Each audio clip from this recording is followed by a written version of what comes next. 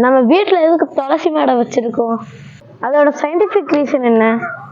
இதை பற்றி உங்களுக்கு தெரியும்னா இந்த வீடியோ ஃபுல்லாக பாருங்க, மிஸ் பண்ணிடாதீங்க. அப்புறம் நீங்கள் தான் வருத்தப்படுவீங்க.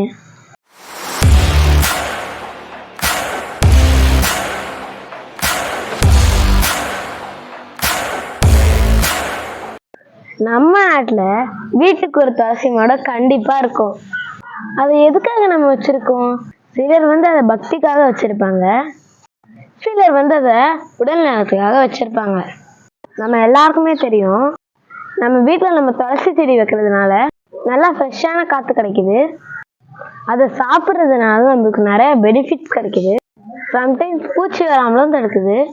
இதெல்லாம் ஒரு பக்கம் இருந்தாலும் துளசி செடியை பற்றின முக்கியமான விஷயத்தை தான் நான் இந்த வீடியோவில் உங்களுக்கு சொல்ல போகிறேன். ஒரு நாளைக்கு மொத்தம் 24 மணி நேரம் இருக்கு. அந்த 24 மணி நேரத்துல ஒரு துளசி செடி மொத்தம் 20 மணி நேரம் ஆக்சிஜனை ரிலீஸ் பண்ணுது. மீதி 4 மணி நேரத்துல ஓசோனுக்கு போற கேஸை ரிலீஸ் பண்ணுது. Carbon dioxide, carbon monoxide, sulphate dioxide, இது மூணுத்தையும் அது உள்ள இழுத்துக்கிட்டு நம்மளுக்கு ஆக்சிஜன் தருது. அட்மாஸ்பியர்ல மொத்தம் 4 லேயர்ஸ் இருக்கு. ட்ரோபோஸ்பியர், ஸ்ட்ராட்டோஸ்பியர், மெசோஸ்பியர், அப்புறம் தெர்மோஸ்பியர். இதுல ஸ்ட்ராட்டோஸ்பியர்ல தான் ஓசோன் இருக்கு. அந்த ஓசோன் லேயர் நம்ம பூமிக்கு யூவி ரேஸ் வராம தடுக்குது.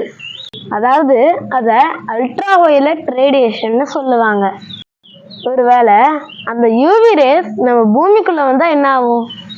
ஸ்கின் டேமேஜ் வரும், ஸ்கின் கேன்சர் வரும், இம்யூன் சிஸ்டம் டேமேஜ் ஆகும், அப்புறம் கேட்ராக்ட் மாதிரி ஐ டேமேஜஸ் நிறையா வரும். இதெல்லாம் வராமல் இருக்கணும்னா ஓசோனில் டேமேஜ் ஆகாமல் இருக்கணும்.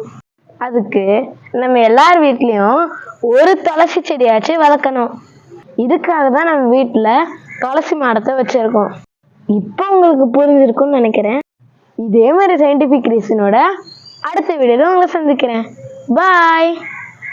லைக் பண்ணுங்க, ஷேர் பண்ணுங்க, அப்புறம் சப்ஸ்கிரைப் பண்ணுங்க.